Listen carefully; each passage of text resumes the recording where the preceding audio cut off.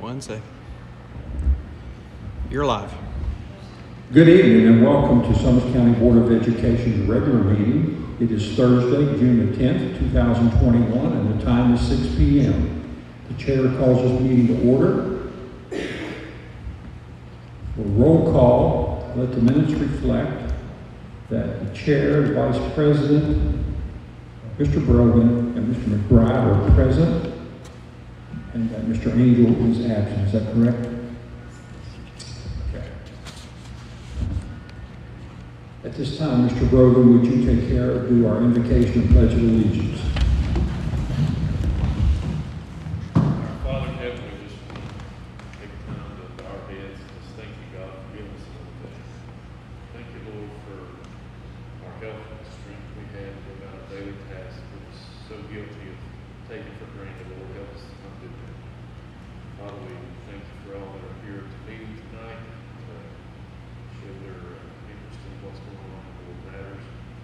God, we just pray that you go with us through this agenda, that we give each bullet the proper attention that's necessary.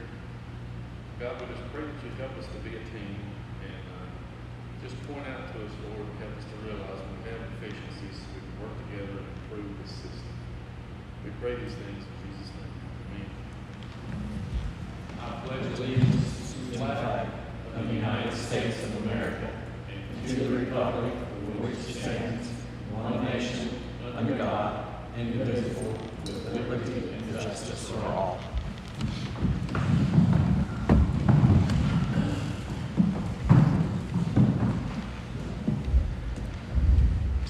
Item 3, approval of agenda/adjustments.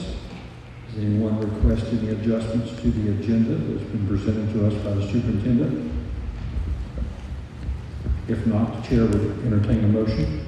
I'll make a motion to approve the agenda as read. I'll second.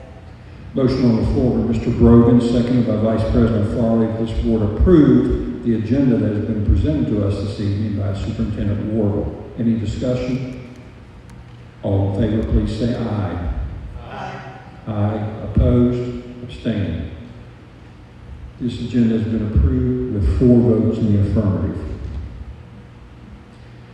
Item 4, public comment. Did anyone fill out any forms? No public comment tonight.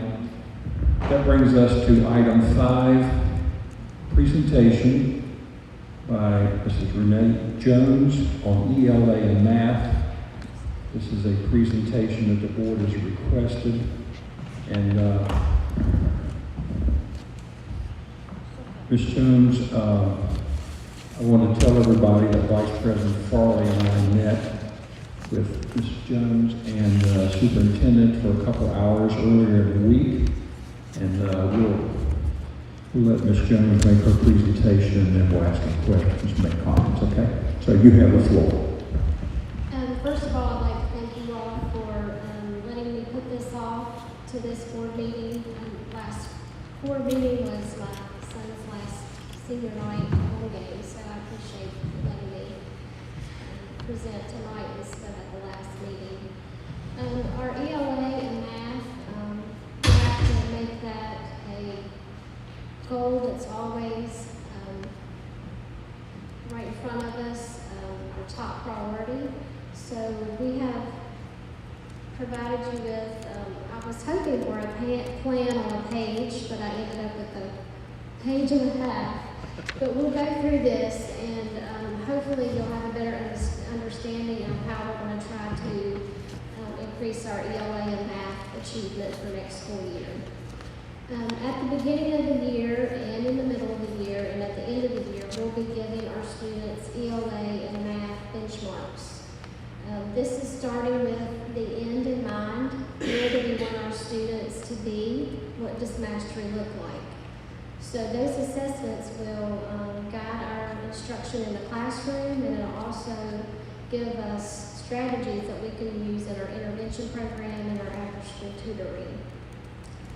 I've listed there some of the assessments that we'll use. K2, we use McGraw-Hill My Math Benchmarks, Reflex Math, and PALS. And PALS is an early literacy test. And then for grades 3 through 5, we use Alex Math. And this coming year, we'll use HMH, ELA, Waggle, and Acceleration for All. We'll also be putting intervention back in the schools. We have done this previously, but we all know that we can do a better job monitoring and making sure that the intervention is actually happening in our schools. Intervention or skills time will take place at all of our schools. Our K through 8 students will receive daily math and ELA intervention. And our high school students, 9 through 12, they'll receive intervention 3 days a week.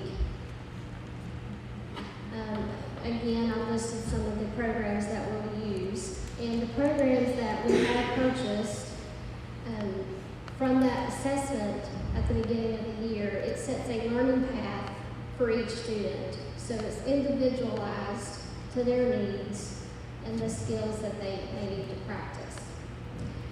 We also would like to continue our partnership with New School Scholars for the after-school tutoring program. We're going to address skill deficiencies and the learning loss that's taken place this past academic year.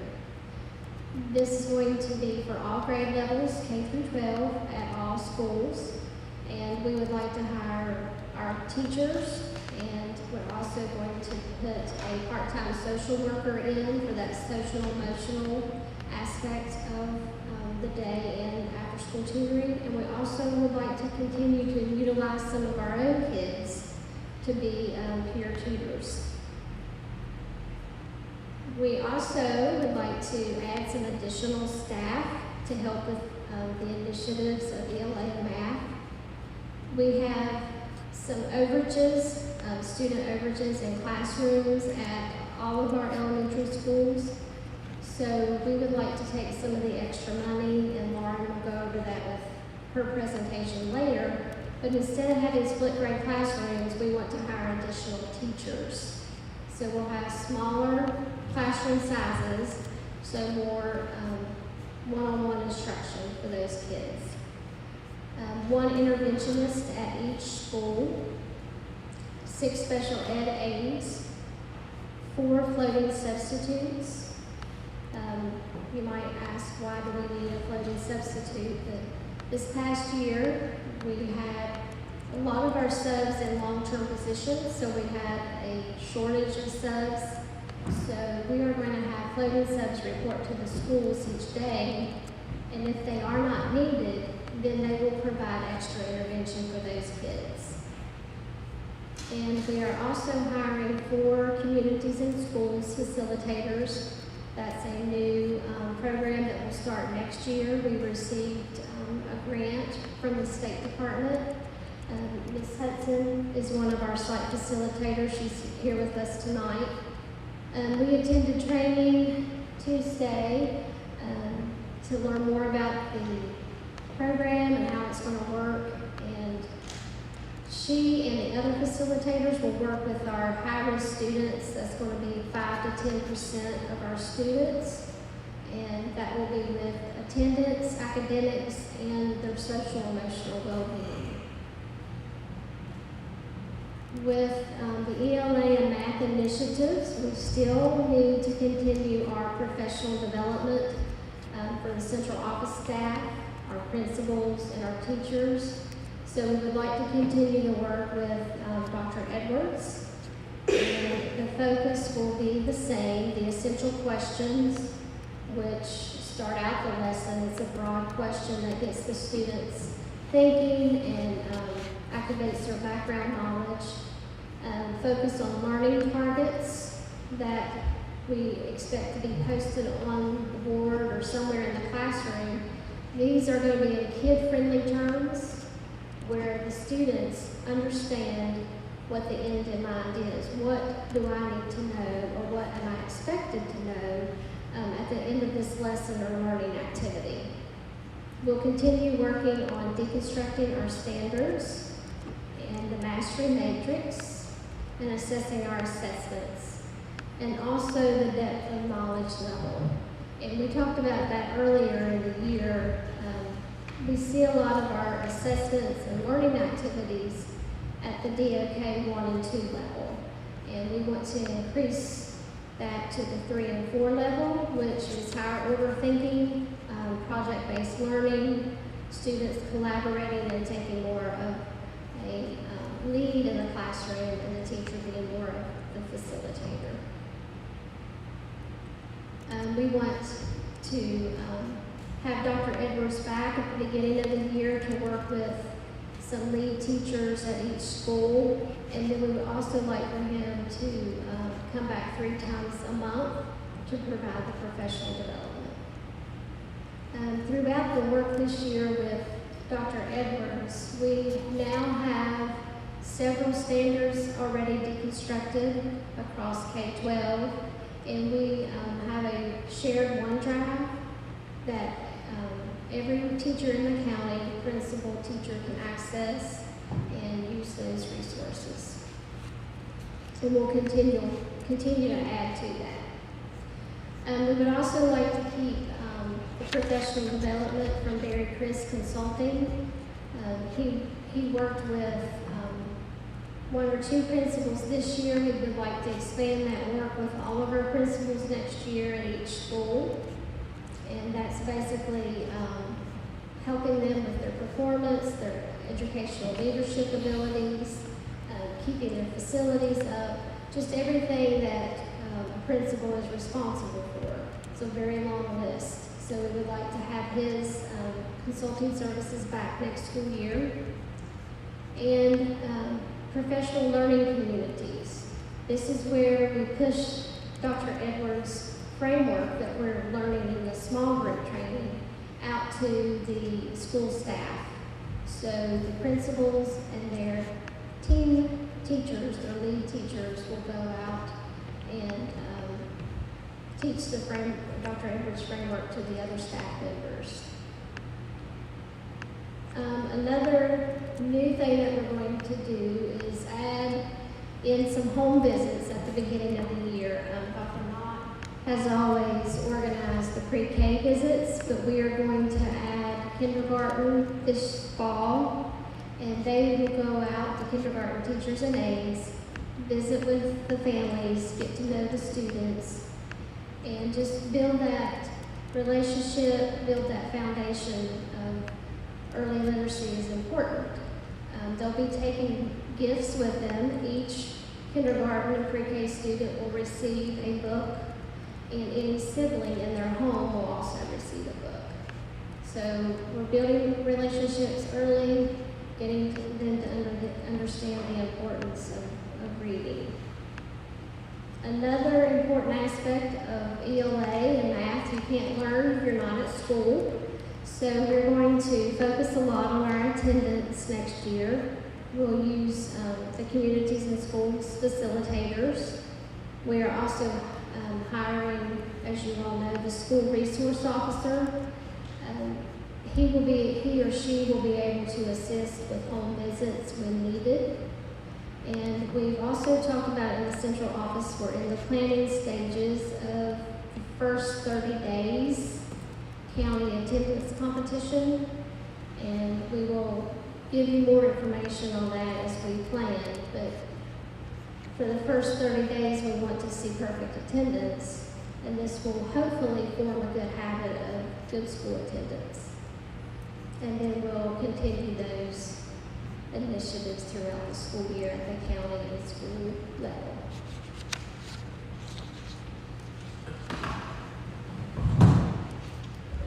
That concludes your presentation. Yes, sir. Thank you very much for that. It was very thorough. Vice President Farley and I, as I said, met with Mrs. Jones and the superintendent a couple hours this week, and I think we kind of divvied up the look. Vice President Farley likes the ELA side, not that I don't, and I kind of question from the math. So Vice President Farley, do you have any questions or comments or anything regarding that meeting or this presentation on math or ELA? I don't really have any questions per se. I do have some comments. I thought the meeting was very productive. Mr. Warble has talked a lot about our school system being under construction. But he doesn't just necessarily need the buildings, I don't think. I think we also need to build a framework where we can improve these test scores, and I think this is an absolutely great start. And, you know, while not every initiative necessarily might be met with success, if 1 out of every 3 is, I think that's fantastic, especially if we can get our scores up. Getting the scores up it's kind of like a woman with shoes. I don't care how many pairs of shoes she has, she needs one more. And no matter how high the scores get, we want them to get just a little bit higher. Yeah. So I really thank you for the work that you and Mr. Warble have put into this.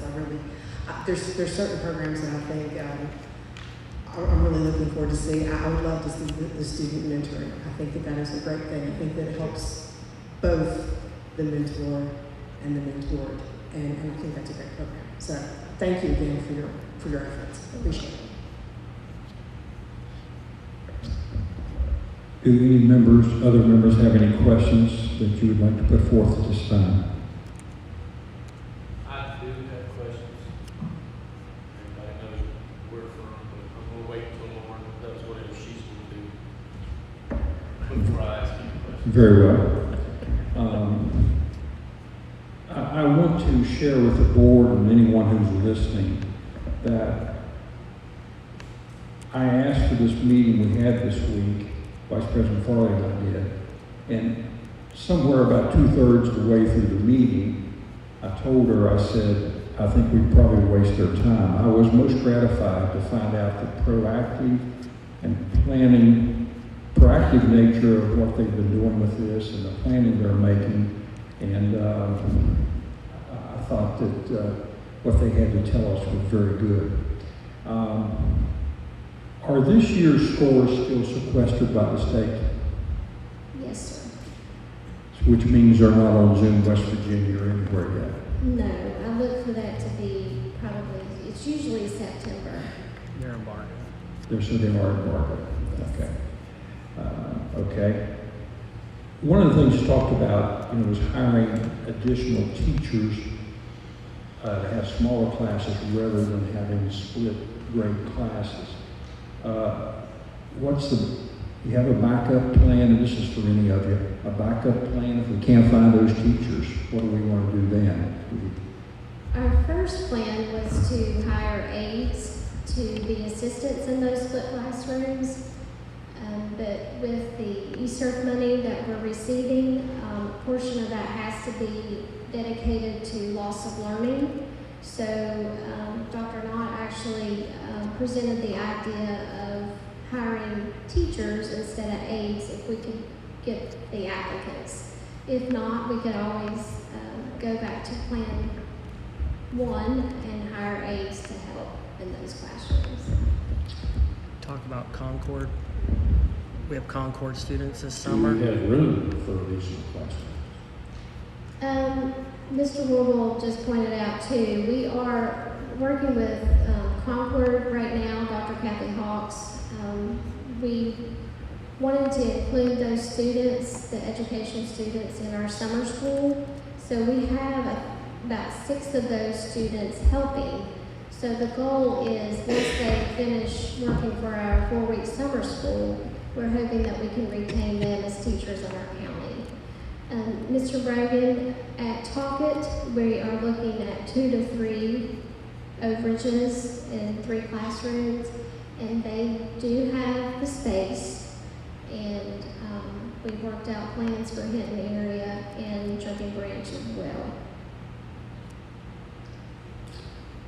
Very good.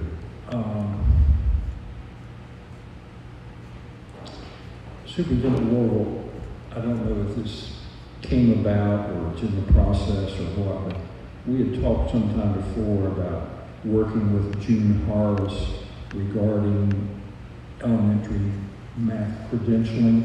Could you give us an update on that? Yeah, Ms. Jones has been working with J.D. Maui and the June Harless team, and that is still on the table, and we're still working out logistics on that, but they're going to be a partner with us. And most of the stuff on this paper, as well as June Harless, is the ESERF money. We're calling the COVID money now ESERF because of secondary and elementary funding. Ms. Crook will give you more details and you'll see where that money, the source is coming from. So when you talk to people in the community, let them know 75% of this next round of money is going to student loss. So what does student loss means? That means we are bringing in more teachers to help with student loss of academics. So instead of splitting the room in two with one person and an aide, we're going to split the class into two with two highly qualified teachers to help with that student loss of learning. So out of the $3.4 million that we're receiving in that second round, 75% of it, and Ms. Crook will, because I told her, I said, if I'm a board member, how much is a percent of the money that we're putting out there? What is that going to? You know, you can get supplies, but that doesn't necessarily mean you're focusing on what they lost this last 2 years in their schooling. So we are focusing on pre-K through 3. Those kids, you might have a lot of second graders really at a kindergarten level, and it's no fault of their own. It's just they lost a lot of time with an adult to teach them. And what we're trying to do is get June Harless through Marshall to not only help us out with STEM initiative with math, science, engineering, and technology, but also we've asked them to beat the bushes and get them those future teachers to Summers County, because we're a place that you want to come work and share your ideas and your thoughts and your leadership. So we are trying to work on putting 75% of the money into salaries for teachers to support our kids, but also these initiatives with consulting with Dr. Edwards and Barry Chris. And then also we are going to use that money to make sure our buses take our students now to field trips and athletic events as well. I know that might not sound like student loss, but we're putting them on a bus so they are protected when they go to a sporting event, because that's what's best for our kids as we look at the round 2 money. Did I miss, what did you say about, perhaps I misunderstood this, but instruction with elementary teachers that would credentialize them or improve their instructional ability in math? Yeah, June Harless has created a module, if you will, kind of like they did with the ACE, where you are a candidate to become a teacher. You have a degree in something other than teaching, and you put them through the modules. That's what they've done for the adults to become teacher qualified. But if you're already a teacher and you went to school to be a teacher, but your most elementary teachers are not like your secondary teachers. They're not specific in the math content. So for me, when I went to college, and probably I know Miss Jones is also elementary certified, we only took 1 or 2 math classes. That's really not enough for your fundamentals for elementary. Now, that's no disrespect to anybody in the room or anybody out there that is with the higher ed, with the colleges, but even June Harless has recognized that they need to micro-credentialize them in math and be very specific on how to help elementary kids get the fundamentals, because there's a disconnect between about 2nd grade into 6th grade where kids, we start losing them. They get disinterested, or they feel like math, as soon as you say the word math, it should be, okay, I'm ready. But when you say math, a lot of people flinch and say, I'm not good at math. And I bet the majority of the people in this room would say, nah, I'm good. And we don't want people to feel that way. You want it to be a challenge, and you want to try to make yourself better. So if we can get our teachers credentialized in math and get them some confidence to teach math, then that will help bolster not only test scores, but kids' confidence, and maybe feel like I'm not scared of math anymore. Because a lot of people are scared of math right now. So are they doing that with in-person instruction, or are they doing that with tutorials? Or now it's going to be in person, because everybody's been given the freedom to get back to some kind of normalcy, if you will. So as we get more vaccines in the country and universities and schools are allowed people in, June Harless has been invited into our building on Saturdays. That hasn't been a problem. So I think we're ready to invite them for in-person learning. So are you getting good participation from your elementary teachers on getting this credentialing? Well, I don't know that it's good or bad. It's just we have to do a good job of marketing it right now, and we're not sure how to, hey, who wants to come to training for math? I just told you people are nervous. So we got to get them to feel comfortable to come, and we'll pay them for that time because we have that money from the second round. But we want to make it where some other people in the state have done this with June Harless and maybe come and tell the staff a little bit about it, maybe during a PLC time where it's more intimate with Talkit teachers or Jumping Branch or Hinton area. Does that make sense? Would it be, is it fair to say that administration and teachers are well informed about the board's seriousness about whatever we can do to help and our expectation that we want to significantly improve ELA and math scores? Is that word getting out, you feel like, with all of your teachers and your admin, and are they embracing that? I would say going into year 2, it'll get better and better and better, because year 1, a lot of people don't know who the new superintendent is. I mean, we've really hit the ground running with this pandemic, and now we're going to do a better job of really being in people's buildings, working with people. People won't be Skyping or Zooming anymore. We can actually be with them more. But the first day we kick off, we'll have you, and then I've invited Miller Hall to come, and then Dr. Edwards will be there too for an hour to make that message more clear. And as we push forward, we're going to make sure that everybody understands we really got to focus on language arts and math. Plus, in the fall, we'll finally have the scores to go, okay, here's where we are, and then here's where we want to be by the end of the school year. So we got to show some growth, but we got to look at the data to see where we're at this point in time. So yes and no, depends who's really listening, but everybody should know by the kickoff of this school year. So yes on the second part. I was curious to know, before the students return, and teachers come early before the students return, will Dr. Edwards be there that time, and will the staff development those days prior to students arriving, is that going to be centered around this lesson plan that it is? Okay, go ahead, please. We have Dr. Edwards scheduled for August 3rd and 4th. He'll be working with the principals and that small team of teachers. And then he will be there on the opening day, and then 2 more days that first week. So that's how we're getting that word out and professional development. Something we talked about in the meeting earlier in the week, we were talking about doing things that are outside the box. We were talking about what might we be able to do from an incentive perspective, incentive and rewards and competition between classes and teachers when it comes down to ELA and math. Is that something that you all had time to give any additional thought to, and we'll be working on that? Let's hold off on that one. We got so much going on right now that I don't want to get something ahead. Basically, I don't want the cart before the horse right now. We're focused on Monday, summer school right now, but we will get to that the next month, definitely. Okay. Yep. Does anyone else have any questions or points they'd like to make? Well, I appreciate the presentation and appreciate the answers, and we'll continue this discussion, and we want to be very much involved in this, and we want to know what, if anything, that we can do to be of assistance. We don't want to be a hindrance, but we want everybody to know that it is foremost on our mind.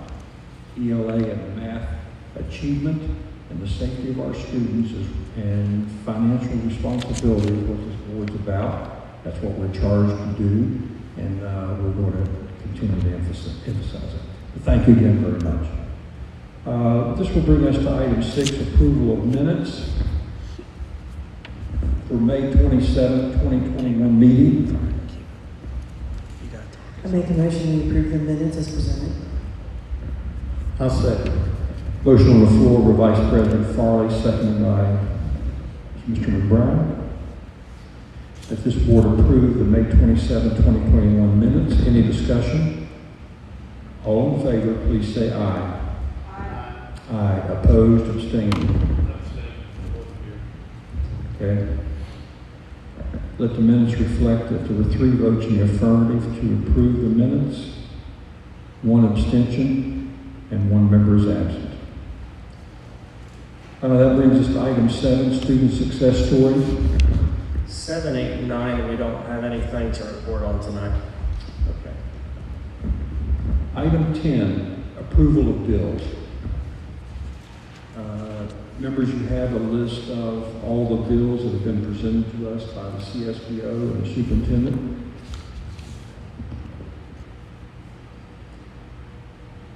I've looked through that. Has anyone seen anything from Safe and Sound, from McGraw-Hill, or James and Law? I don't see anything. Has anybody else seen any of those? I didn't see anything from any of the 3. No.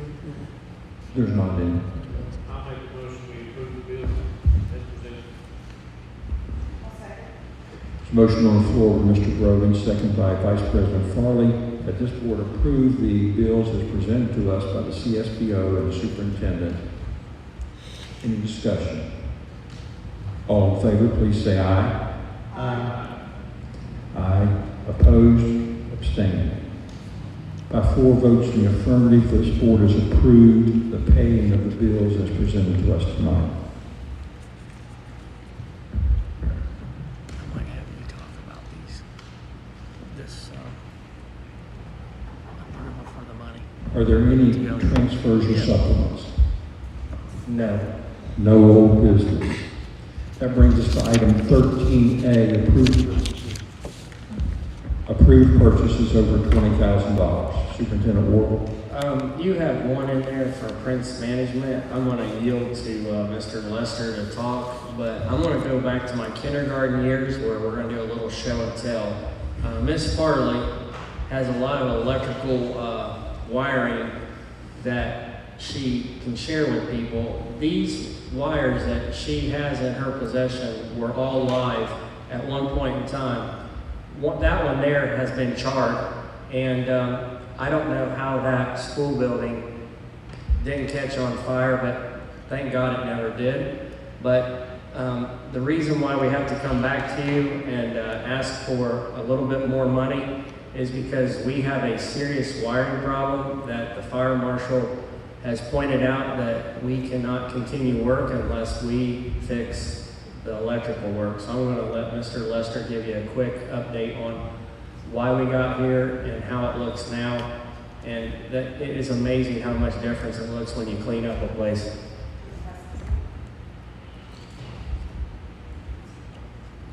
So the reason that this is being brought to you now and not the last meeting is the electrical subcontracted vendor, after the ceiling tiles were removed,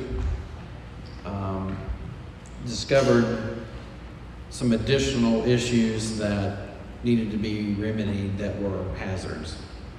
This isn't work that we are wanting to do as far as, it's not an elective surgery.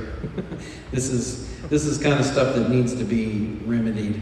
If you notice, the one that Stan has in his hand there, or excuse me, Mr. Duncan. Mr. Duncan has in his hand there, that's aluminum wire, not copper, that cannot be in a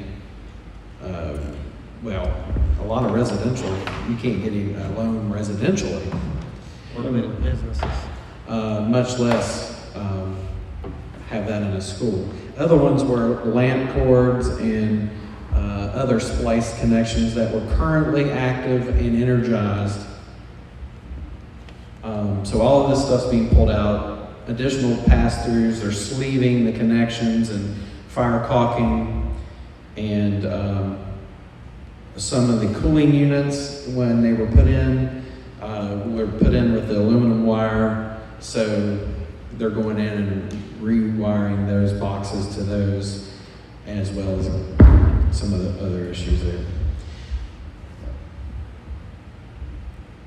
It was an accident. So we are nearing the ceiling tiles are being, they are ordered, they're getting ready to start putting those in now. They're in the grid system.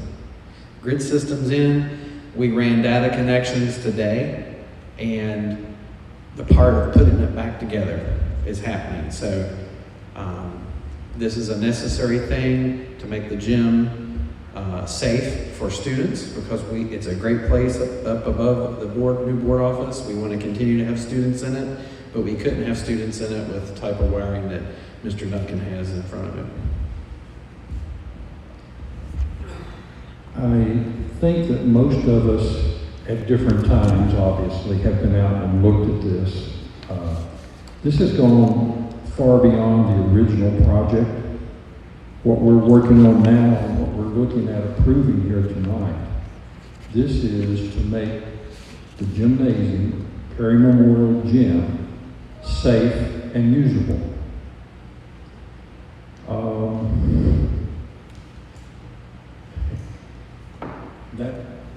What they discovered is absolutely horrific. It is a shock to me that gymnasium did not burn down. And I am not exaggerating, it's a shock. Extension cords, aluminum wiring, charred cords that were hot in that building.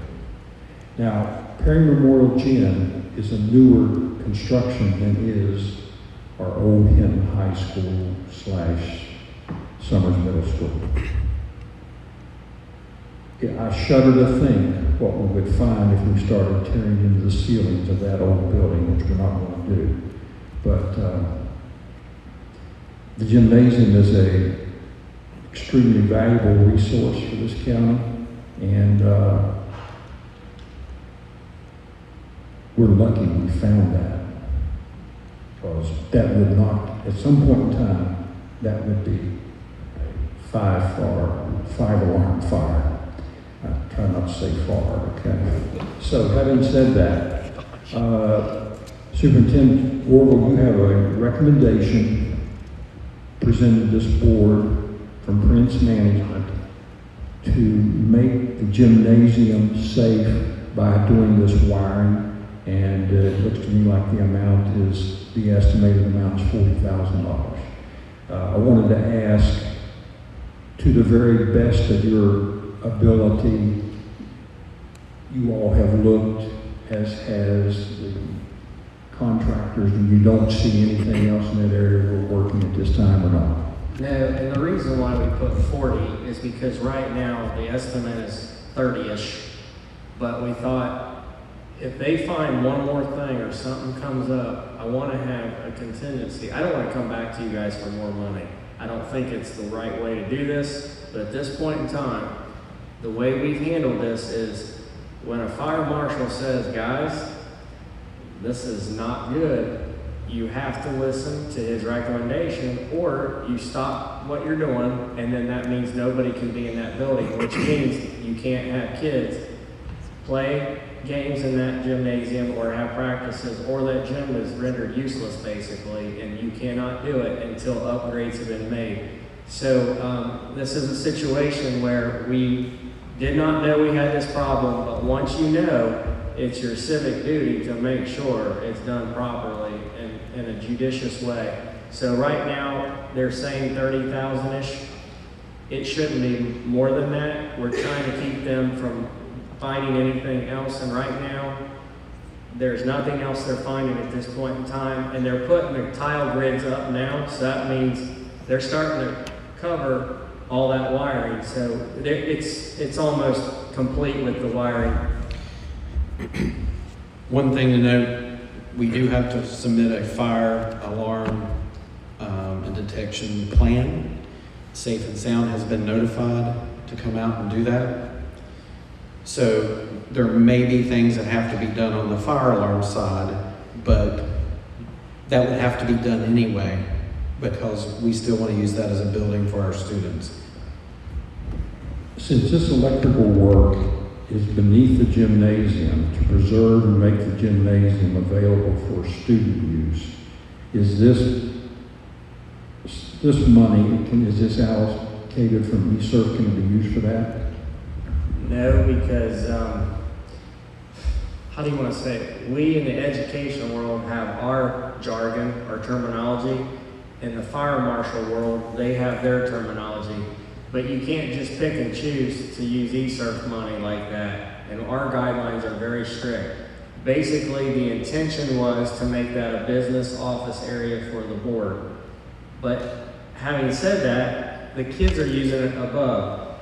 Regardless, whether it's county money, ESERF money, you have to protect those who are using the building, whether it's adults or kids or all the above. So no, we cannot use ESERF money at all for this. No. I would like to make a point that going forward, and we're looking at doing some remodeling in some of our other older buildings, that we do intense investigation to discover if there's any things like this as we proceed with those. And I can say regarding this, and I think everybody knows, everyone in this room knows that you don't need a fire marshal to know what a problem this was. So having said that, the chair would move that this board approve the $40,000 amount of county source money to Prince Management to make the gymnasium and that entire building safe as per the electrical deficiencies that we have found. I'll second. There is a motion on the floor with the chair, seconded by Mr. McBride. Is there any discussion?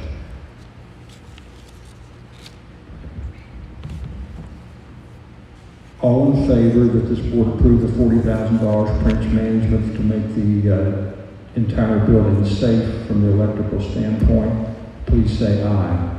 Aye. Aye. Opposed? Abstaining.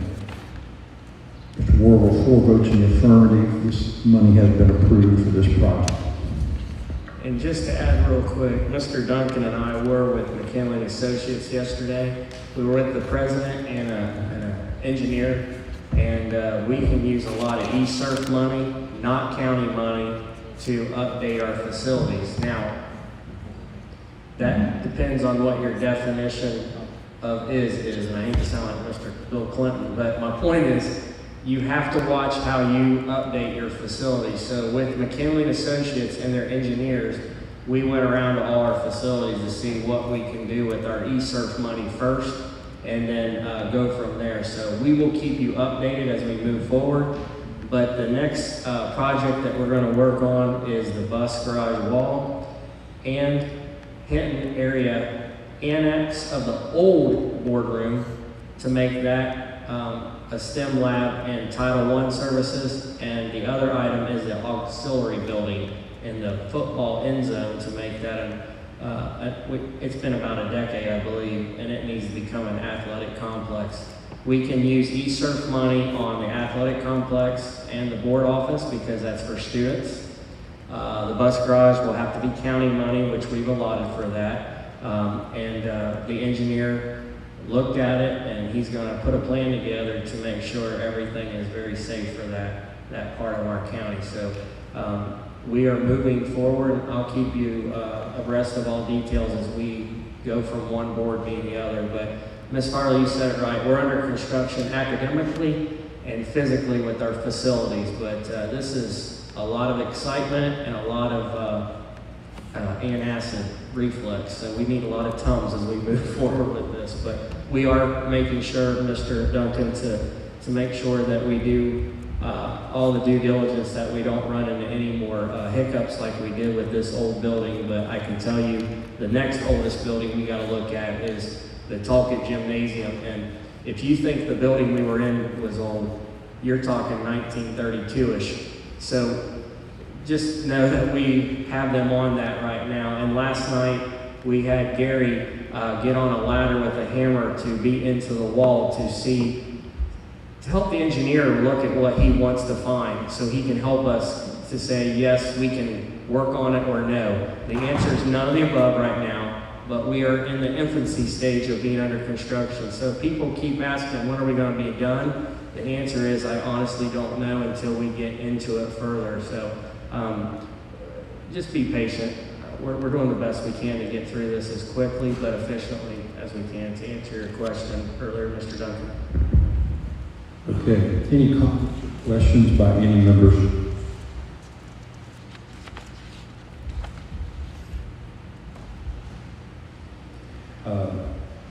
Regarding the building in the end zone, Take this one.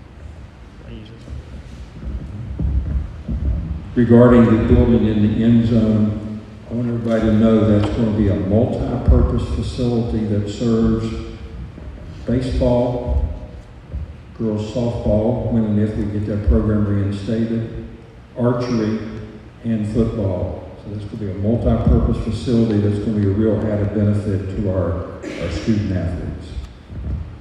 If there's no further questions, we'll now go to item 13B, which is to approve policies that have been already become part of our revised county policy manual.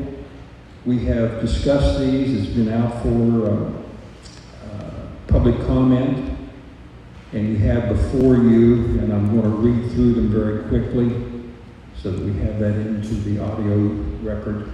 But we're being asked tonight on 13B to approve policy 1B, rationale, philosophy, and goals of Summers County. Policy 2B1, board meetings. Policy 2B2, operations and procedures. Policy 2B3, official minutes and other records. Policy 2B6, public participation in board meetings. Policy 2B8, school board powers and duties. Policy 2B10, membership on all committees. Policy 2B11, memberships in school board associations. Policy 2C-0, school superintendent legal status. 2C-2, appointment of superintendent. 2C-3, superintendent's evaluation.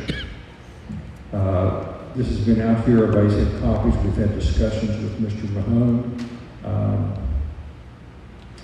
The chair would entertain any motion that any members might like to make or any comments. If you'd like to make comments before we enter into a motion, please feel free to do so.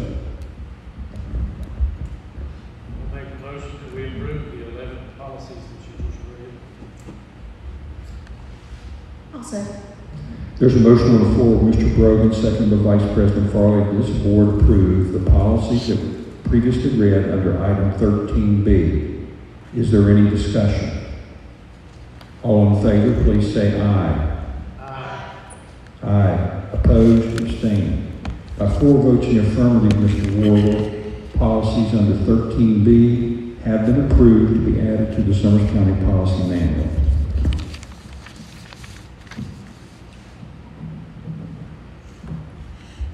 We now go to policy 13C, which is approved policies to continue on review as possible policies to be adopted. And those policies to be approved to continue on review would be policy 4-H-20, staff use of cell phones and electronic signaling devices in school. Policy 7-A-11, student use of cell phones and electronic signaling devices in schools. The chair would move that this board leave on review the previously read policies of item 13C. I'll second. For discussion, I need to say something. Okay.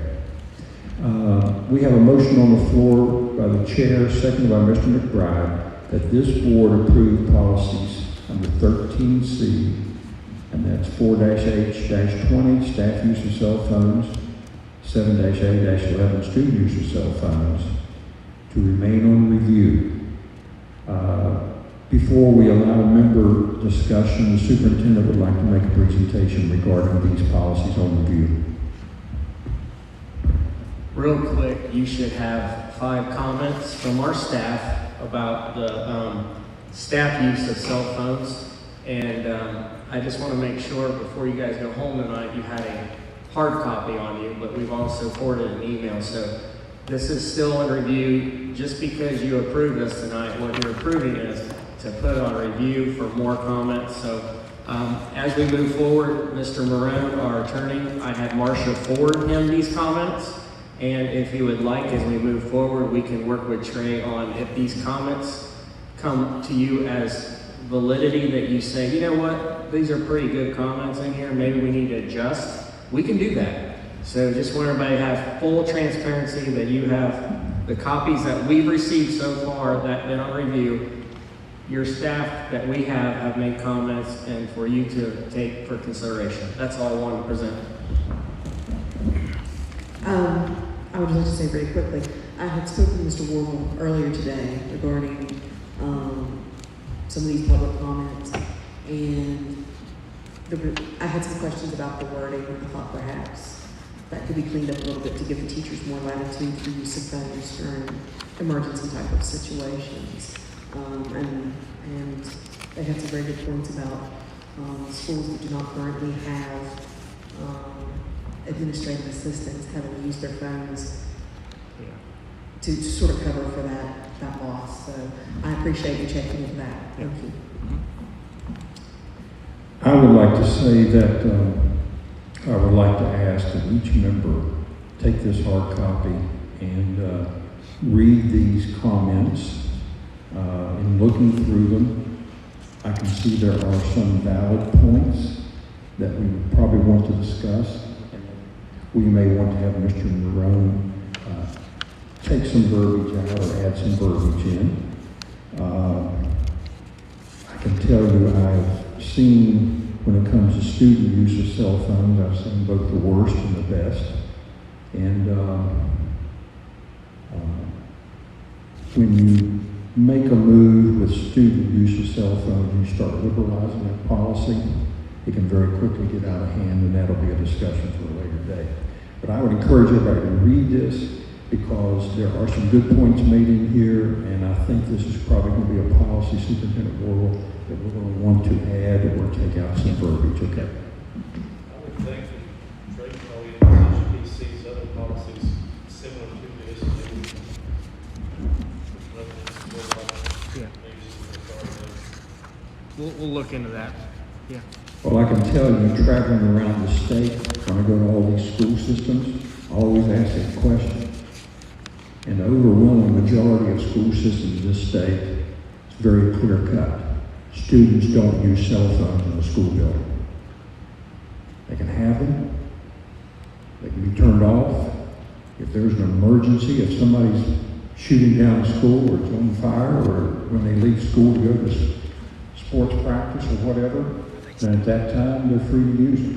But during the school day, you'll find that most school systems have a clear-cut rule. Students don't use them and don't need them during the day. They are a detriment to a learning environment. So, having said that, any other discussion of anyone? All in favor that 13C policy 4-H-20 and 7-A-11 be left on review, please say aye. Aye. Aye. Opposed? Abstained. 4 votes in the affirmative. 13C policies will remain on review. We're now at 13D, and we're being asked to approve policy to be placed on review, and that is policy 4-J-0, personal leave policy. Superintendent Warble. This is one of those policies that the past boards of education and you all have looked at compared to other boards of education where they haven't seen a policy change since 1974. So if you look at the top, you can see the last time it was revised was 2019, before that 2017, 2013. My point I'm getting at is this has been looked at quite a bit. But Trey's just cleaning up any of the verbiage to meet state and federal code. But my point I'm getting at is this one has been vetted a lot. So that's the only thing I have to say is Trey was giving us the latest, and you can see it was addressed just a couple years ago. All the other policies, though, have been about 40, 45, 50 years, but this one has been vetted for the last decade. You can see the dates it's been revised in the last 20 years. It's been looked at quite a bit. Having said that, I'm sure that if we put this out for review, we will get comments from personnel on this, and you can share those with us, and we'll take up that discussion later. The chair would move that this board approve policy 4-J-0, personal leave policy, be placed on review for the public. I'll second. Motion on the floor of the chair, seconded by Vice President Farley, that this board approve policy 4-J-0, personal leave policy, to be placed on review. Is there any discussion? All in favor, please say aye. Aye. Aye. Opposed, abstaining. 4 votes in the affirmative. Please place item 13D 4-J-0 on review. New business item 13E, approve a memorandum of understanding between Chris Consulting and the Summers County Board of Education for the 2021-2022 school term. Superintendent Warble. Mr. Christ is very familiar with Dr. Edwards' way of working with people, but what we're going to do is drill down into Barry working with all of our principals. The principals are the linchpin to instructional leadership and making sure these initiatives are pushed through with the math and the language arts, focusing on the standards, the assessments, making sure our lesson plans have meat to them and purpose. So Barry's job is to work with our principals on the instructional leadership, but with his background, he can help them with the managerial, with making sure facilities are up to date, clean, and following all the fire codes to make sure we have a safe learning environment as well. So Mr. Chris, his funding source, as well as Dr. Edwards, is from eSurf money to help with that student loss as well. Do what? And it's the amount too. Oh, sorry. The amount is $60,000. Thank you, Ms. Crook. How much will he be, is this a daily thing or every day, all day? He is available email, text, and he'll be on campuses at least 2 to 3 times a week. So he's available at their disposal. All they have to do is text or email. Maybe he's not coming, tomorrow's Friday, and Ms. Gum says, hey, could you come? I need your help. He has no problem. So he's kind of one of those, anytime they contact him, they'll work and also schedule times to be with them. Plus, when Dr. Edwards comes, we want Mr. Chris to be there. On Monday, both of them were here with Ms. Jones and Mr. Kuhn, who's our new director, and they work together with each of the principals to say what you're doing well and what you need to work on to become better. And those goals that they're coming up with will be part of my evaluation of the principals.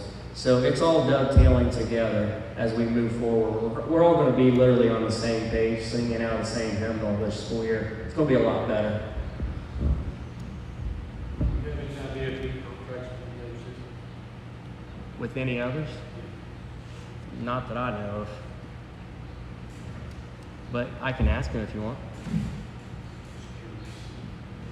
He has to dedicate to us. He's also a grandpa.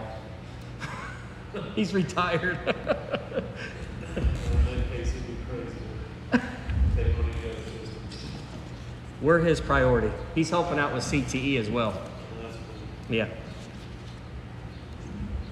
I would guess that you have, that you're constructing under this memorandum of understanding, you're developing a contract with him and with the summary addendum and all that information. Mm-hmm. And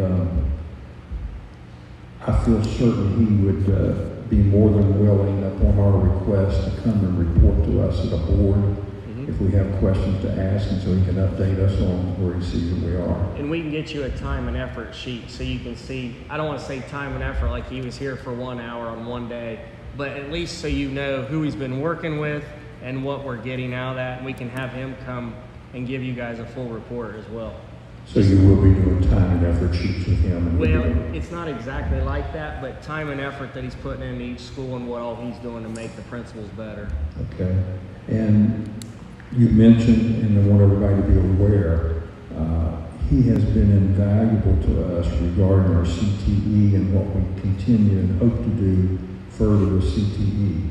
And so not only will we be doing things for the superintendent with principals, we'll be doing the other.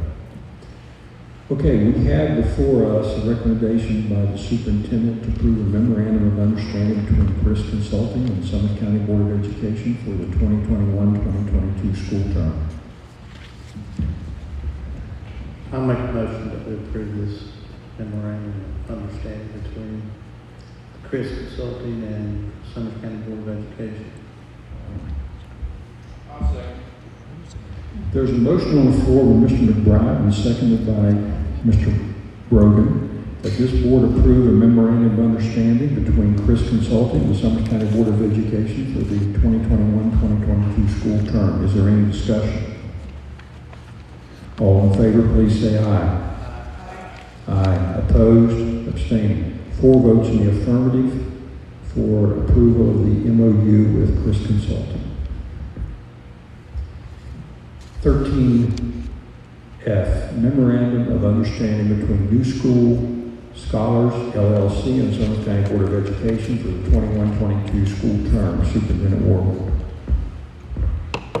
Last board meeting we had, Who seconded? I have Kenny seconded. Did you second that, Kenny? Mr. He Brogan? did. He did. Yes. Okay. I have, our last board meeting, you all heard from Derek Pugh with New School, and he gave you some good information of where our kids were and how well they have done.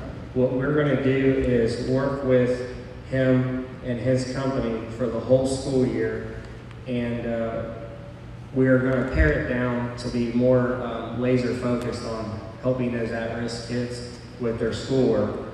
Having said that, this school year we probably had too much help, which is a good thing, and now we can back that down to know a little bit more how we can do things better. In life, you have to do something first to see how it's going to work. We tried it, we saw some great things, and he reported out on that. The things we need to clean up is we don't need all the buses running, and we don't need near as many adults. And it's not a bad thing, but what we saw that worked really well is having student helpers. The students helping students, I thought was pretty, that spoke loud volumes of our kids helping out. Plus they like getting paid an extra $13 an hour to work. So what we're gonna do is we have an MOU to basically say he will work with our students for the whole school year on Tuesdays and Thursdays for after-school tutoring, and we are adding counseling. So if kids need some extra help with a little counseling, we want to be able to help those kids out, because some kids are doing fine academically, they're doing fine with other aspects, but mentally they might not be quite there, or they're having a tough time. Or you could have a situation with junior high students, you just never know how they're feeling. They could go through all the feelings in one day, like you know how in March you can have all 4 seasons? Junior high can be like that, you have all 4 seasons. Is that about right, Miss Hudson? Yeah, and even Miss Hudson has those days when you hang around middle schoolers a lot. But anyway, I digress.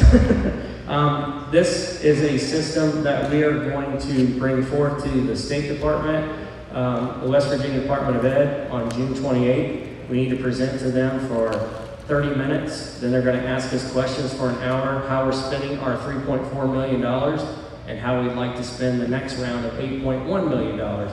So one thing that we would like to do is work with this group of people who can help with not only academics, but also mental wellness, because mental wellness, if you haven't seen it already, our country and our world has gone through a lot of mental warfare with this pandemic. And there are still things that we need to work on as we move forward, because kids will go through a traditional school day and have some issues with one another, and we want to provide and encourage those students to say we can help you. So on Tuesdays and Thursdays, those will be built-in days where they provide that tutoring and or counseling, and we will bring that forth to our staff to let them have an opportunity to have after school tutoring to make a little extra money, as well as our bus drivers for an extra duty if they'd like to do that, and then for our students if they would like to make a little extra money. Having said that, we are going to cap it at certain numbers because you just can't, there's not enough money right now to just say we're going to do, there's not that kind of money that we're just going to keep burning it. Just because it's ESSER money from the federal government, we have to have checks and balances and make sure we're spending the money effectively. So as we move forward, I would like Derek Pugh and his company to give you a quarterly update to see how we're doing as we move forward. We might have to make adjustments. We might say, hey, this is working out well, let's continue. As we move forward, we're going to see what it looks like for a full year. But that last quarter wasn't too terribly bad, except we just had too many people. And that's okay. We're going to make that adjustment. The amount, Do what? the amount, Oh, sorry. Is it 125? up to. Oh, Up to $125,000 for the whole school year. And that includes academic as well as social, emotional wellness for counseling. Will new school, when they come in to do this work with students, will we have a benchmark where those students are, and then we will have data to show that we're getting the bang for our buck from what new school's doing? So you've already scoped that out. Okay, very good. Ms. Hudson, I want to ask you, the students who became peer teachers or tutors, did they get real excited about it and take a lot of pride in it? They did. And the amazing thing is, like an adult to a student, they're kind of, they do. But when those kids came, they were so excited. It was amazing. It really was amazing. Even our last couple of days, well, I was trying to push some kids through, and we got their computers back, and I asked a couple of real good peer tutors if they could help me. And I pulled those kids out because they really weren't doing anything academically on the last 2 or 3 days of school, and I pulled them out with the 2 peer tutors and let them learn for hours. And they did move forward, they did pass. So you found students responded well to the peer tutoring. You know, there used to be, way back in the day, I don't know if they still have it, there used to be an FTA organization, Future Teachers of America. Wouldn't it be wonderful if some of these kids who are doing this peer tutoring would find out they enjoy teaching and possibly enter into a field that needs teaching. Okay, we have a recommendation before us from the superintendent to approve an MOU between New School Scholars LLC and Summers County Board of Education for the 21-22 school term, funding coming from COVID ESSER money. Is there a motion? I'll make that motion. There's a motion on the floor by Mr. McBride. Is there a second? I'll second. Motion on the floor by Mr. McBride, second by Mr. Brogan, that this board approve the memorandum of understanding between New School Scholars LLC and Summers County Board of Education for the 21-22 school term. Any discussion? All in favor, please say aye. Aye. Aye. Opposed? Abstaining? Let the minutes reflect the 4 votes in the affirmative. This board has approved item 13F, MOU, New School Scholars. Item 13G, approve a MOU with Raynell Medical Center and the Summers County Board of Education. Superintendent Warble, is this a MOU for the services that we have been getting, or is this for any added additional services? And are we at a position where they may be on our campus this fall doing what we're doing? Could you update us? Before I give you more details, the first step was to talk to Chad Matter, and he's with our health department, and he and Tara Skaggs, and Tara represents Raynell Medical. We had pizza together a couple of days ago, and all I asked is if we can come to an agreement that there won't be unintended consequences, because my job is to protect the board from those things. I don't want you guys to get caught in some kind of loophole that says, well, we didn't think about that. So having said that, Chad Metter is very comfortable with this MOU. I emailed him today and said, you saw it, and he emailed back and he says it's fine. So not only did Chad tell me, which I would believe him if he said, you have my word, I'm good, he also emailed me to give me confirmation that he is fine with this MOU. This will be for 1 year, and we'll do it every year if we continue to enjoy these services. Raynell Medical, once we sign this MOU tonight, Tara Skaggs, the representative of Raynell, will get a double-wide trailer to put on our campus until we can get the new addition added on. So if we work as a board to agree with Raynell to be in a brick and mortar, meaning the new addition, we'll cross that bridge down the road. But first is things first, they'll be in a double-wide or single-wide trailer and provide services for our students and our staff and the whole community.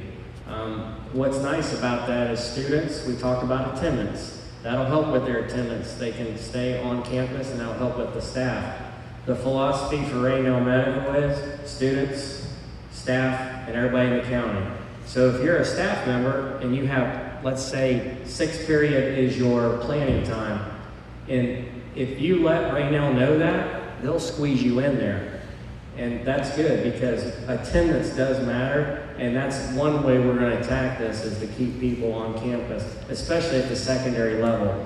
And we're going to work on getting dental and eye in that capacity. We are working to make sure we keep our kids in the school system and keep them safe with us all day. Raynell Medical, any information that's given to Raynell Medical and the student or the staff, I don't want to know anything about it that is not for me or our county board to know. It's just like you going to the doctor.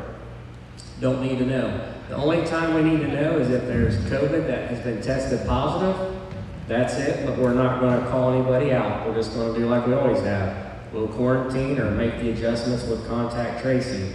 But other than that, it's a simple MOU that Chad Metter, the health department, is okay with, as well as Raynell Medical. So in the near future, hopefully by August, you'll see a double wide on the campus to tie into our current sewer, electrical, and water, and also to make sure our children can enter and exit safely to and from Raynell facility, which will be a trailer and the school building. Any comments by any members, any thoughts? Too early to think about where this stuff left on. No, I don't. I'll get in the weeds to make you sleep better tonight, Mr. Bergen, but right now, we talked with, what's the gentleman's name with the sewer? What's that? Mr. Gill. Mr. Gill has worked with Mr. Lester here. The best place to probably put it, since it's temporary, we all know it's temporary, would be beside the greenhouse, because there's sewer manhole to put for drainage, easy to connect to for water, easy for electric, and then kids coming to and from. Raynell Medical makes sure that, let's say I'm a student in 6th grade and I walk out there from the gymnasium area, the commons area, to that area. When you leave Raynell Medical, they watch you walk all the way back into school to make sure you're going back in the building. So we need that's the other thing is eye line and then also parking. So we looked at other places, but we don't want to cut into anything right now, and we'd rather just tap into what we already have. Does that help? That's far enough up that it's not going to be in the way of the new construction. So. That's the other thing we told them. We got to keep it on that side. Yeah. When I say that side, you know what I'm saying. Any other comments or questions by any members? I would say that the fact that they're willing to put that mobile unit here would be positive proof that they're going to be very interested in contributing to and being part of the brick and mortar of the new addition, so there'll be a permanent facility. And they are doing that very thing at Meta Bridge, brick and mortar. And so this is a great thing, and as a result of that, the chair moves gladly that we approve this memorandum of understanding with Rainelle Medical Center and the Summers County Board of Education. I'll second. Motion on the floor of the chair, seconded by Mr. Brogan, that this board approve the MOU with Rainelle Medical Center and the Summers County Board of Education. Is there any further discussion? All in favor, please say aye. Aye. Aye. Opposed, abstaining, 4 votes in the affirmative. This MOU with Rainelle Medical and Summers County Board has been approved. We are now at 13H, approve an MOU between itinerant school resource officer at elementary schools and the Summers County Board of Education. Superintendent Ward. Real quick, you've already approved an SRO for the secondary building. Basically, it's the same thing we're doing for the elementary. We feel like it's very important to have an SRO not at the secondary level, but also at the elementary. The only thing that I need to ask is, I want to make sure I speak correctly. Which one is that coming out of? Title I? Title I money is where that's coming from, so that's a federal funded position. Because I knew Mr. Brogan would like to ask that question. Was I good? A whole lot of questions. There, I appreciate that. that's all right. Thanks, sir. That would have been a good question had you allowed your voice. You know, we had a presentation by the sheriff on this. We asked a lot of questions. We were all, I thought, very satisfied at the time because we approved the secondary. Chair would entertain a motion on this recommendation for MOU by the superintendent. I make a motion to approve MOU for an itinerant school resource officer at the elementary schools. I'll second. Motion on the floor, Vice President Farley, seconded by Mr. McBride, that this board approve a memorandum of understanding between an itinerant school resource officer at elementary schools and the Summers County Board of Education. Any discussion? All in favor, please say aye. Aye. Aye. Opposed, abstaining, 4 votes in the affirmative. Item 13H, MOUs, itinerant school resource officer at elementary has been approved, Superintendent Ward. That brings us forward to approve an out-of-state transportation request. Chad Metter, Emory and Henry, Virginia, on June 20th, 24th, 2021. There's not really to add. Yeah, I assume that's for a basketball camp. Okay. I'll make a motion to approve that out-of-state transportation. Chair would second that. We have a motion on the floor by Mr. McBride, seconded by the chair, that this board approve an out-of-state transportation request. Chad Metter to Emory and Henry, Virginia, on June 22nd through 24th of 2021. Is there any discussion? All in favor, please say aye. Aye. Aye. Opposed?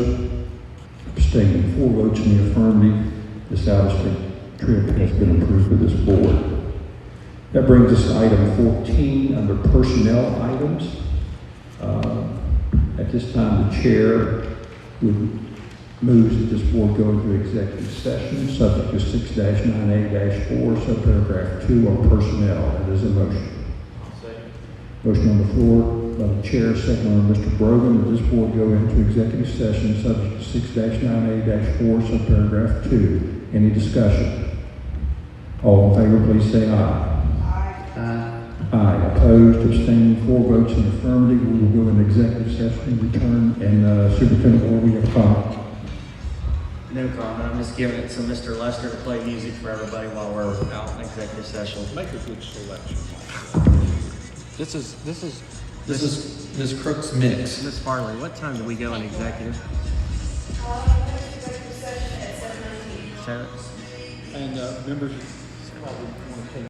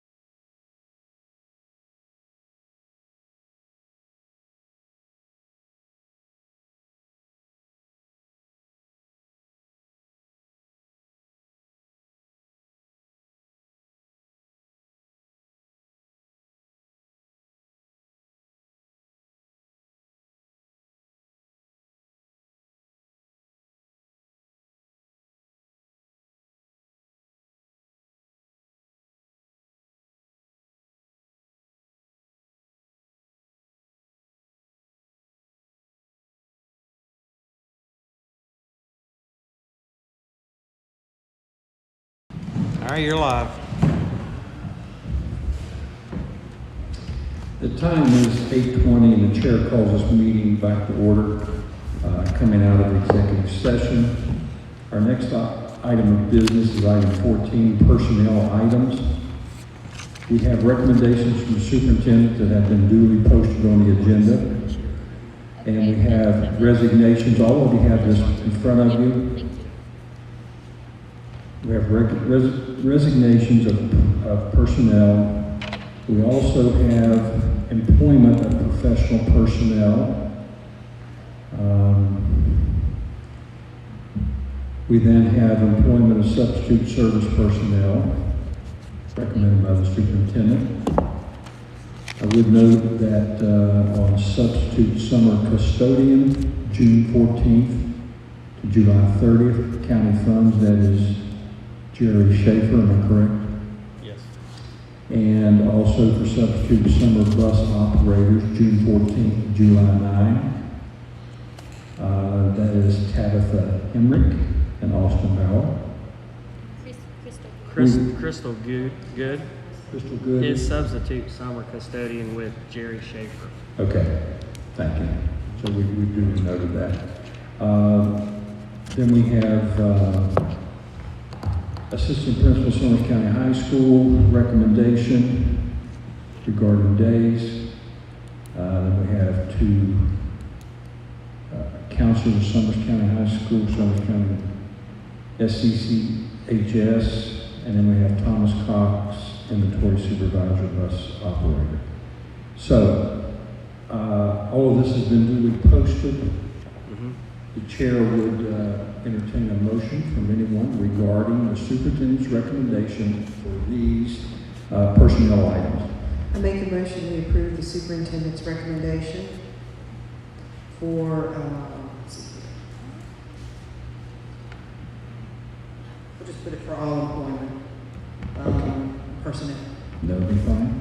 Chair would second that. Now, real quick, guys, did you want Mr. Brogan's? Okay. I just want to make sure. Okay.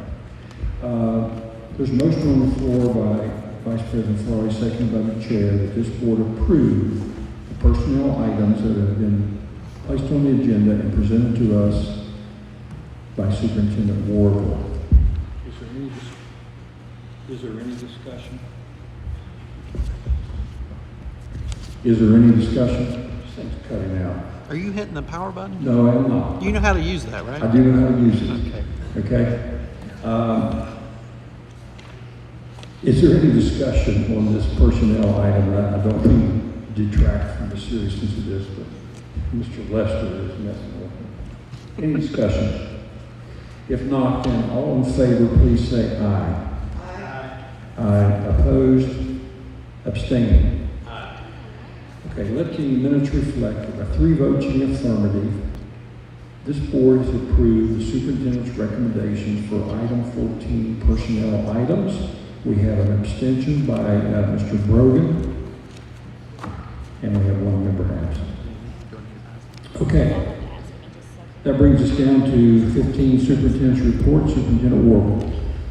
The first 3, treasurer's report, ESERP funding or CARES funding, and ESERP plan at the State Department that we're going to present on the 28th. Those 3 can be presented tonight between myself and my staff sitting here. But I want to draw your attention real quick before we talk about those 3. June 14th, Glade Springs, Howard O'Call. That'll get you 3 hours of education that you all need to get towards your requirements. So it's from 6 p.m. to 9 p.m.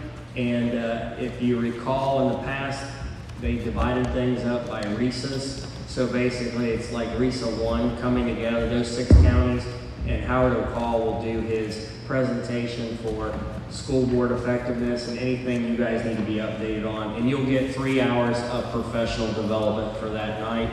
And there should be food provided as well. So 6 to 9 p.m. at Glade Springs Resort there in Beckley, or Daniels area. These annual hours have to be credited by or before June 30th. So everybody planned to be there on Monday night. Also, I've spoken with Shirley Davidson, the Dr. Cole's office, and she says if you still need hours, of course you can call her and see what you have after Monday. But if you still need hours, you can go to the Western School Board Association site, and there's a place on there for training, for hours. You can go on there, and in my case, I need 2 hours, and so I'll be on the site doing what I have to do. And then contact her, tell her you've done it, and then she'll make sure you have the credit. So if anybody has any questions, go ahead and contact me. And real quick, one thing I want to tell you with my report. Remember at the graduation ceremony, we awarded an honorary diploma to a 100-year-old woman from Hinton back in a long time ago, I can't remember. 39, thank you. Long-awaited dream fulfilled. This was the Florida paper that was sent to my office by the family. This is pretty cool. What I like about it is, I'm not going to read the whole letter, but basically, I'm going to read the last part. Again, we would like to offer our gratitude and thanks for your kindness. It meant so much to Mother, to me, and our entire family. I'm just reading the last part. I'll pass this along. But guys, not only did we graduate kids this year, we also fulfilled a dream. So thank you for helping with that and everybody in this room. It was a huge success, and it still amazes me that this woman was married 72 years. I just can't imagine living to 72, let alone being married to another person for that long. I just thought that's a heck of a goal right there, just to get her an honorary diploma. That's a life well lived there. But I'm going to turn it over to Ms. Crook and my team to help you all understand the first 3 bullets of the superintendent's report. Okay, so I think that Mr. Lester just handed you all, I'm not sure if you had the treasurer's reports in your packets. I thought that they were back in front, but then I had extra copies in mine, so you may have double copies now. But just a couple notes, you have January through the month of April. As you can tell, in January we had revenues, our total revenues to date were $8,394,000. And at the end of April, our total revenues were $16,107,000. So that breaks it down on a monthly basis and on a yearly basis. Our expenditures at the end of January were approximately $8.3 million. And then April's looking a lot better with our revenues at 16.1 and our expenditures at 14.2 million. So our cash balance at the end of April was $2.1 million, and that's all of our funds. Funds 11, 51, which is zeroed out because we're done with our SBA HVAC. Repeat that again so the board can hear. Our cash balance was $2.1 million at the end of April. That was You all heard that, didn't you? Thank you. Is that all right with you? Thank you. Is that all right with you, Mr. Brogan? That's all funds. So that's Fund 11, which is county funds, 61 and 71. So that's, and our bank account balance as of this evening, I looked at that before I came over here, was 2.8 million. So Wait, I didn't hear that. 2.8, yeah. So you got to give this group of people right here a lot of credit, because it was a team effort to watch not only county money, but to circulate the eSurf money to help with that. So there's been a lot of change this school year, but I know I'm being a little silly by saying, what'd you say? But I know you always look at money, Mr. Brogan. I figured you'd take that home tonight to sleep well with. And another thing to note is that we had budgeted that our revenue with our interest was going to be about $12,500 this year. At the end of April, we've made on our funds that are in our bank account over $18,000. So we definitely City National, the move to City National was definitely the move that we needed to make, because we're getting some good interest on our accounts. And our interest to date, just for this month so far, is over $700.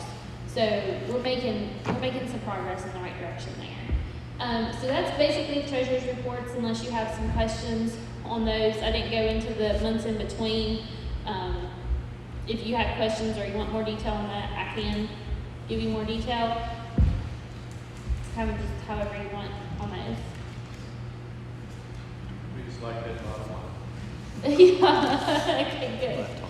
And then the next thing you all should have would be, I'm still in this little plan on the page. So, as you know, we've received 2 rounds so far of ESSER funds. The first round we have spent, and that was approximately $940,000. This next round is going to be $3.4 million. With that $3.4 million, we have several things that we'd like to accomplish. With that, we are allowed to take what's called indirect costs. We have an indirect cost rate, and for this past year it was 5.01%.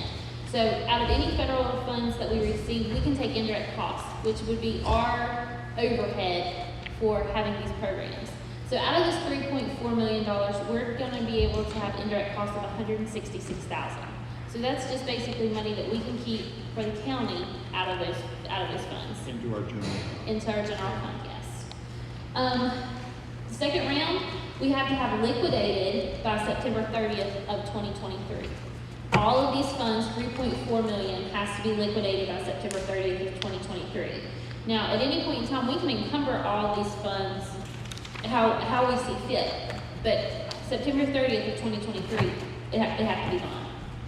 So the areas that we put this money into, and these, we started with one budget and it has evolved. And that's kind of how all of our budgets are, is we think this is our plan and then something else happens and we have to change.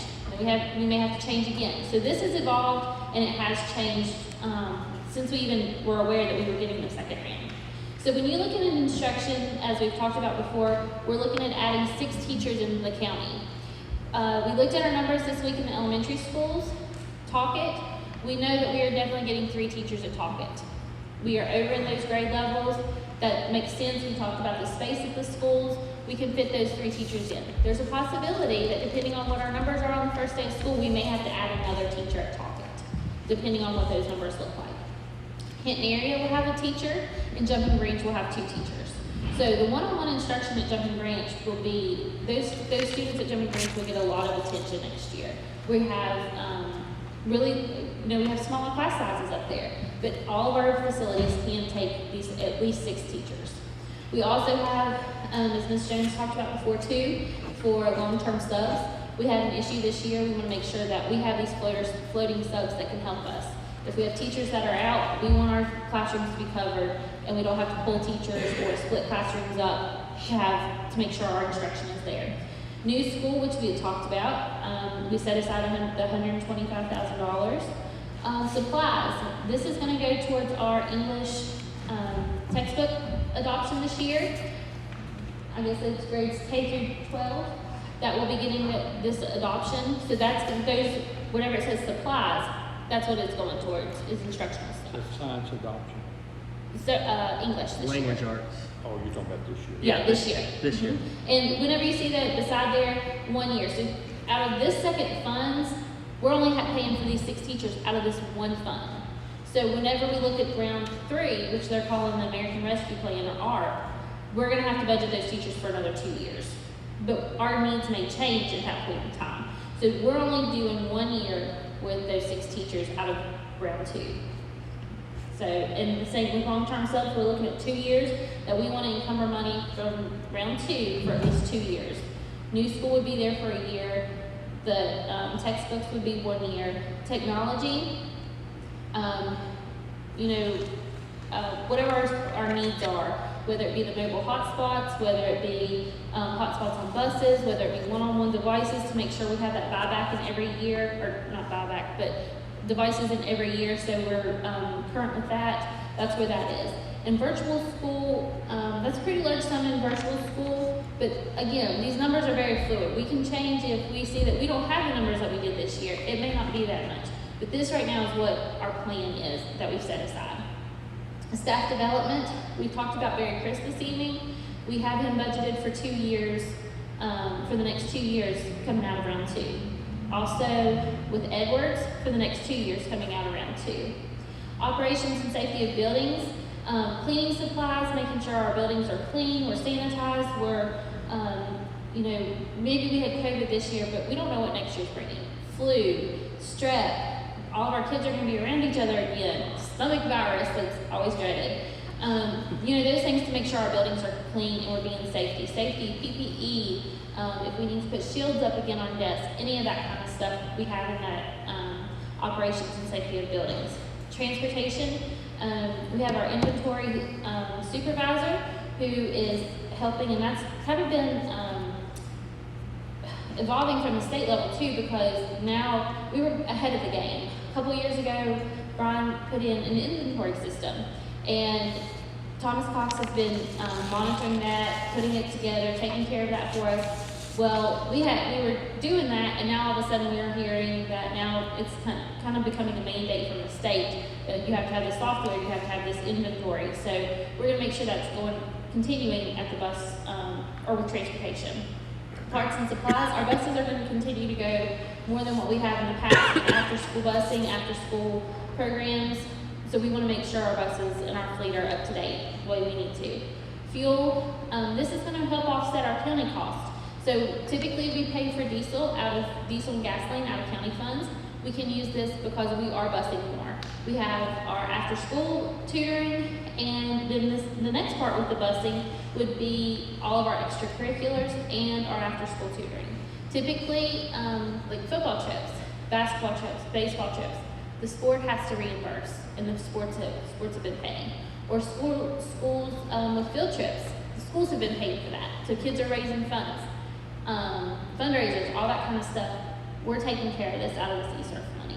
So we're taking, the schools aren't going to have to worry about that. The athletic events aren't going to have to worry about that. The clubs aren't going to have to worry about how they're going to get somewhere. And we're keeping our kids safer because we're taking the liability. We're not putting our kids into parent cars, teacher cars, any of that stuff. We're taking care of our kids right there. And while Uncle Sam's paying for it, can you let them know they can start building it up because it's not going to be there forever? Can you let them know that? What do you mean building it up? I'm So sorry. what we're saying is, I'll help you, Roll. So they shouldn't stop fundraising, and they shouldn't stop trying to make money. They should start saving it, because when Uncle Sam's done, we should be able to start picking that up, because this is nice to have, but it's not gonna last. And while we can do the getting is good, those areas should be raising money like we've been doing with our county money, socking it away in the bank for when we have to start paying it from county funds. Does that make sense? Okay,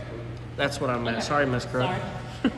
Food service, we're looking at cooks and personnel with food service. Again, that just takes off with food service. We have a county portion because food service or child nutrition doesn't pay back at a complete 100%. We have a county contribution that we have to put in every year. So this is just a part to help offset county costs with supplies and personnel. Special education, again, we're contributing to the learning loss with adding 6 aides. Each facility or each location will have at least 1 aide, with Kent area having 2 based on our numbers. Again, this can change based on the needs of our kids. We haven't seen some of these kids in, it's close to 18 months when we come back to school. So depending on what their needs are, how they're assessed, we may have to change this to benefit the learning loss. And lastly, building improvements. We have a larger sum of money here in this category. However, with regulations that have come down with ESERF, with looking at our facilities, just how everything's evolved, we have lowered the amount of this second round to $400,000. It's probably going to be more than what we need for these 2 projects. We're probably not going to need $200,000 for the Kent area annex. I just kind of arbitrarily put those 2 numbers there because we don't have a number yet. But I wanted something equal, 400,000, and they was both equal. So they were nice clean numbers right there. The $400,000 in building improvements, and this building improvement, these funds will be for the auxiliary building at the high school to make sure it's finished out and our kids have that, and for the Hinton area annex, so we can bring students from Hinton area over. Another reason why this amount has been lowered is because in the 3rd round of ESERF funds, you have LEA discretion. So whenever you look at that, we have a little more leeway of what projects we can do and how we can spend those funds.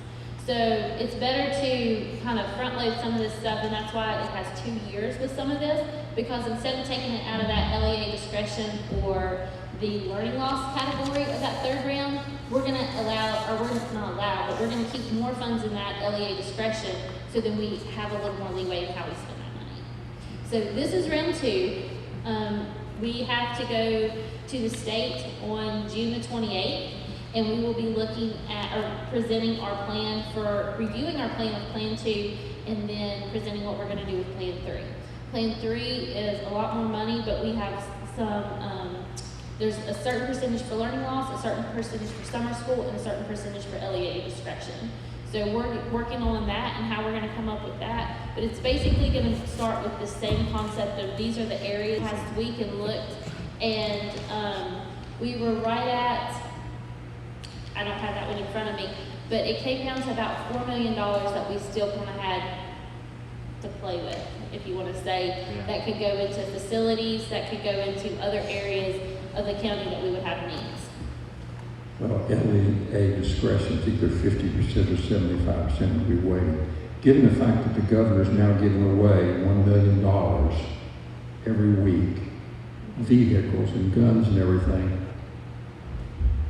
to get people to take a vaccine, I would suspect there's going to be more discretion given and more liberalizations because the governor can't even figure out how to spend this money. Right. Well, and everything that I've been reading too is it wasn't an issue if there was going to be a 4th round of money. It's whether now there's going to be a 5th round of money. So I'm not even, so it's, I would say it's a good problem to have, but it's also a bad problem to have because if the restrictions continue the way they are, I don't know how we will spend this money. So that's kind of where we are right now, round 2 funds.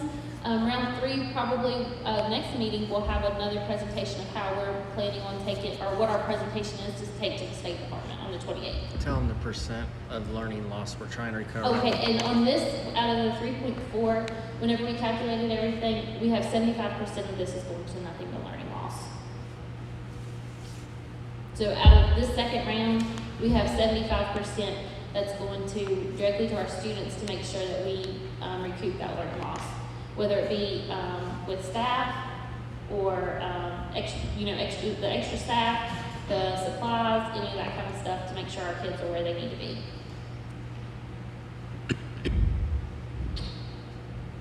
Are you concluded?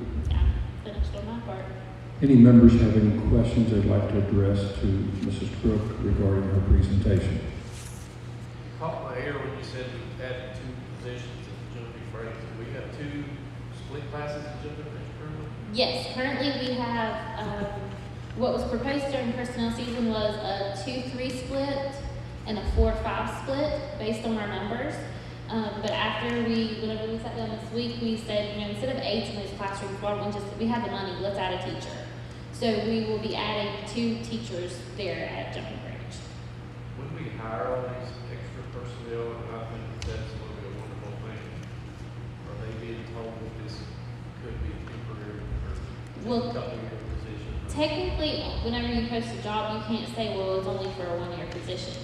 What would have to happen is we would have to look at personnel during the personnel season and say if our numbers don't support, then we would go through the RIF and transfer process. But we also have, we had some resignations through retirements, resignations. Hopefully we can keep people here. I just know whenever the well runs dry, it's going to be a sad day, but it's going to be everywhere too. Right. Yep. What was the formula with regard to the number of service personnel? We were all part. We were. Yes. Jackie, can you use the mic so people can hear you out there? Can you re-ask it? Yes, please. Sorry. I asked what this would do to the numbers, because we have a formula of how many professional and service personnel we can have. We currently are pretty much on target, Right. which is great. How will this affect that? Okay, so what happens whenever we're looking at our formula, there are so many county-funded positions, and that's what the state reimburses us for, and that's based on our state aid. But we also have federal programs, those positions, so these would be considered like our Title I positions or even our special ed positions that aren't covered under that state formula.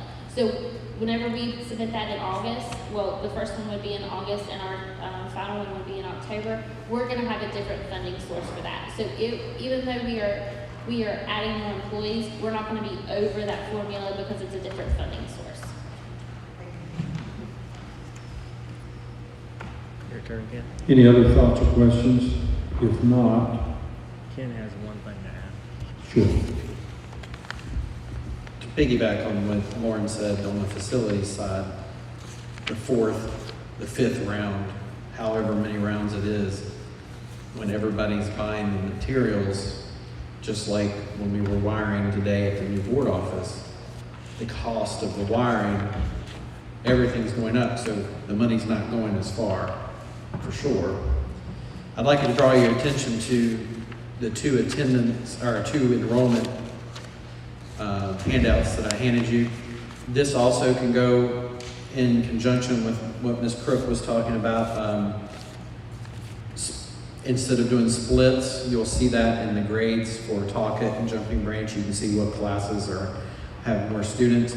This copy here, this is what our official attendance was in October. This is what our state aid formula is based on.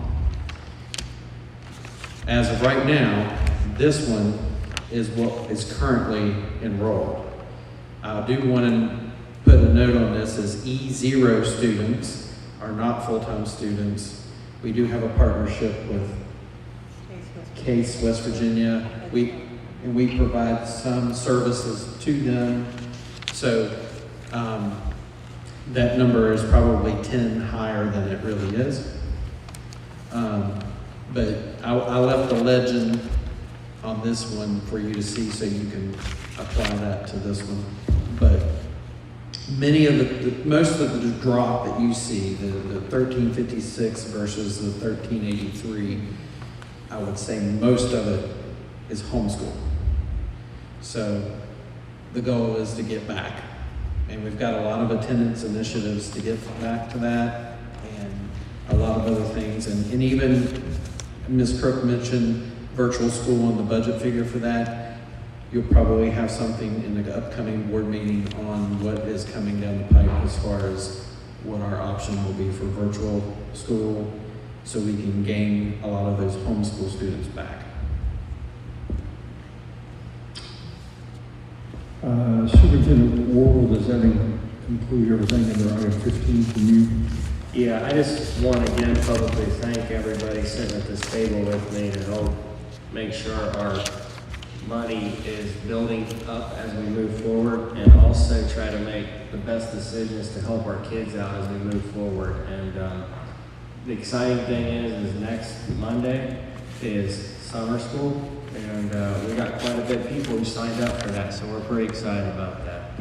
So yeah, that concludes my presentation. Under item 16, discussion of the next agenda, please note that the next regular board meeting is on June the 24th. Do not forget Monday night at Glade Springs for 3 hours credit. We have until June 30th to get all of your hours in. Call me if you have questions, or call Shirley Davidson at Howard Oak Cole's office. Also note on your agenda, special meeting on June 30th at 10 a.m. That's our annual statutory meeting before the start of the new year. Is it not, or is that the... No, what we're trying to do is our fiscal year ends, so any bills that are out there, we just want to clean up. Is that basically what it is, Ms. Crook? So if we do it at 10, you can phone in. We just need to make sure bills get paid so we can have all encumbrances done. And then the next day, we start the new fiscal year for 2022. Had to think that through. I haven't looked this up, correct me. Isn't there a mandatory statutory meeting the first part of July? Yes, I think it's the first Tuesday. You can check that out. I think it is. I think it's first Tuesday, but I'm not 100%. But we'll get that to you. You could ask Howard to call that on the 14th just to see what he would say. Okay, I'll do that. Are there any items that you'd like to see on the next agenda, members? And if you don't this time, just call Superintendent Worrell. Having been here as long as we have, there's a lot of business to take care of. But anyway, Vice President Farley, you're on.